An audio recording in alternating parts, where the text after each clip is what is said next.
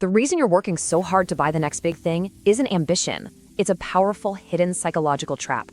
We're going to expose the scientific law that guarantees your current happiness will always fade and show you the 3 intentional activities that break the cycle. You know exactly what this feels like, right? That constant hustle, the chase for the next promotion, the new car, the upgraded phone. We tell ourselves it's ambition, that it's just the drive to build a better life. But what if it's not? What if it's actually a glitch, a fundamental design flaw in how our brains are wired to experience happiness? In this explainer, we are going to name this invisible enemy. We're going to break down the science of why it keeps us feeling perpetually dissatisfied. And most importantly, we're going to give you a proven framework to finally step off that treadmill for good. All right, here's our game plan. We've broken this down into 6 parts.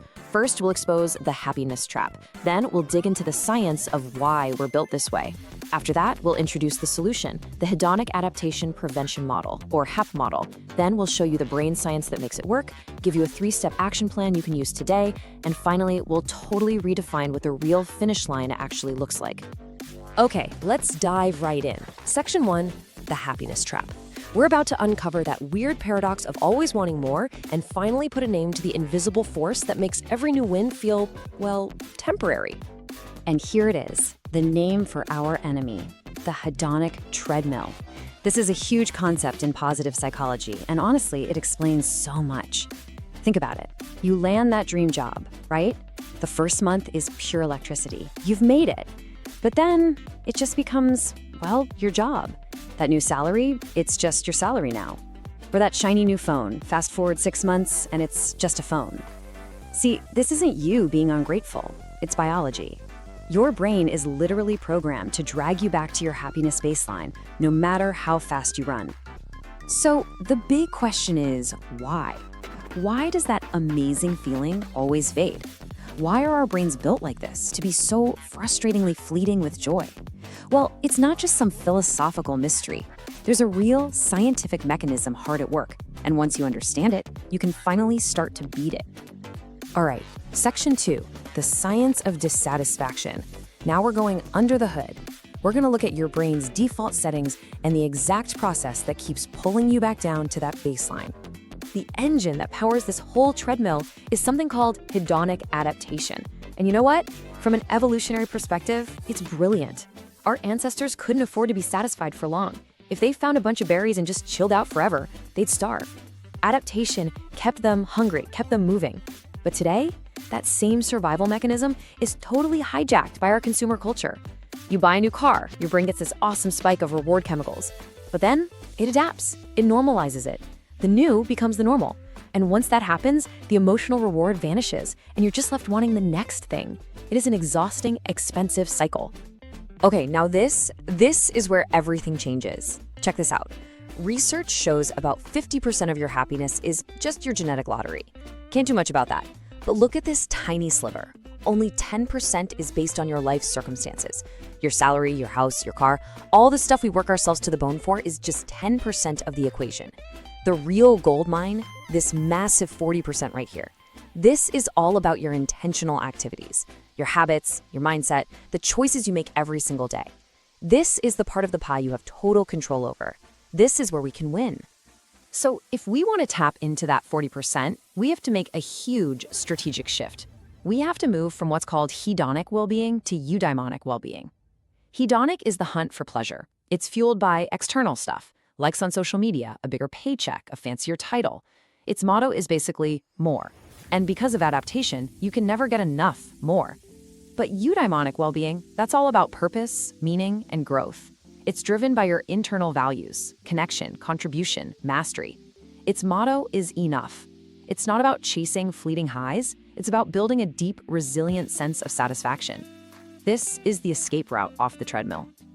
Okay, part 3, the HAP model. We've diagnosed the problem, we know where our power is, now let's get to the solution. This is the blueprint for creating happiness that actually sticks around. We call it the Hedonic Adaptation Prevention Model, or HAP for short. Think of it as a system designed to build joy from the inside out, one that's designed to resist that fading effect we've been talking about. It's about being proactive with your happiness, not just reacting to whatever comes your way. The HAP model is built on 3 super solid pillars. Pillar 1, strategic goal pursuit. This means falling in love with the process, not just the prize at the end. Pillar 2, internal appreciation. This is where we bring in the big guns, gratitude and savoring. Basically, appreciating what you have and enjoying what's happening right now. And Pillar 3, intentional variety. This is about shaking things up, seeking out novelty, and finding that state of flow where you're so absorbed you lose track of time. Okay, let's move on to section 4, hacking your brain. We've got the what, now let's get into the why. Why does this stuff actually work?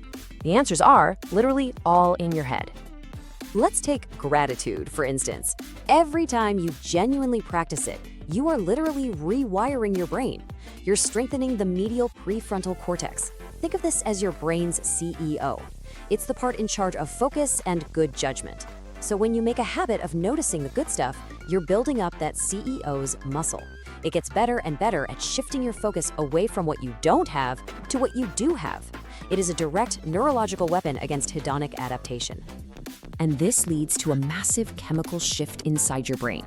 See, the hedonic treadmill is fueled by dopamine. It's the molecule of more. It's all about wanting, seeking, chasing. It's that short, sharp hit you get when you see something you want online. It's exciting, but it's totally unstable and it never lasts. The HAP model, on the other hand, is designed to cultivate serotonin and oxytocin. These are the molecules of enough. They're about contentment, connection, pride in your progress. They're stable, they're resilient, and you generate them yourself. It's the difference between the fleeting buzz of a shopping spree and the deep, warm glow of helping a friend. Okay, let's get practical. Part 5, the 3-step action plan. Enough theory. This is where the rubber meets the road. We're going to break down the HAP model into 3 simple, non-negotiable actions you can start doing, like today. So here's the plan. Step 1, schedule your values, not your purchases. Step 2, build what we call the Savoring and Gratitude Stack. And Step 3, design for process, not outcome. Let's break down exactly what that means. Step 1 is all about this number, 40%. Remember that? That's your zone of control. So I want you to literally pull out your calendar. Instead of spending your free time scrolling and shopping, you're going to block out time for things that actually fill your cup. Schedule a half-hour walk without your phone. Put a coffee date with a friend on the books. Block out 1 hour to practice that instrument. Treat your well-being like it's the most important meeting of the week, because it is. You're actively investing in that 40%. Step 2, build your Savoring and Gratitude Stack. This is a simple brain training exercise. First, you anchor the habit. Find something you do every single day without fail, like making coffee. While that coffee brews, that's your cue. For just 3 minutes, think of 3 specific things you're grateful for. Don't just say, my job. Say, I'm grateful for that one helpful comment my coworker made yesterday. Specificity is key. Then throughout your day, practice savoring. When something even mildly good happens, a great song comes on the radio, you taste that first sip of coffee, just pause for 10 seconds. Really let that good feeling sink in. You're stretching out the positive emotion and fighting adaptation in real time. And finally, Step 3, design for process. Pick one big goal you have. Could be getting in shape, learning a skill, anything. Now I want you to totally redefine winning. Stop focusing only on the finish line. That reward is miles away and it's going to be fleeting anyway. Instead, make your win for the day simply showing up. Did you do the workout? Did you practice for 20 minutes? Celebrate that. The sustainable joy comes from the progress, from the act of doing. The real win isn't finishing the race. It's falling in love with running. And that brings us to our final section, number 6, the real finish line. Let's wrap this all up and get crystal clear on what we're actually chasing here. Here's the single biggest takeaway, if you remember nothing else. The finish line that the world sells you, the next promotion, the next purchase, it always moves. The second you get there, a new one appears. It's a game you can't win. The real joy, it was never at the destination. It's been here all along, in the journey. So let's put a bow on this. The HAP model solves that endless problem of perpetual dissatisfaction, right? The one caused by hedonic adaptation. And why this is such a game changer is that it gives you a blueprint, a real system for generating durable, internal happiness.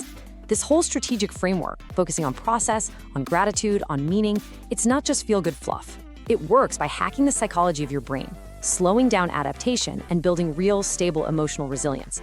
Because mastery, at the end of the day, isn't about doing more. It's about mastering systems that make focus effortless. So I'm going to leave you with a direct challenge. The power to raise your happiness baseline is literally in your hands, right now. It all starts with one small, intentional choice. Forget about what you need to go out and buy. Just ask yourself this: what will you savor today?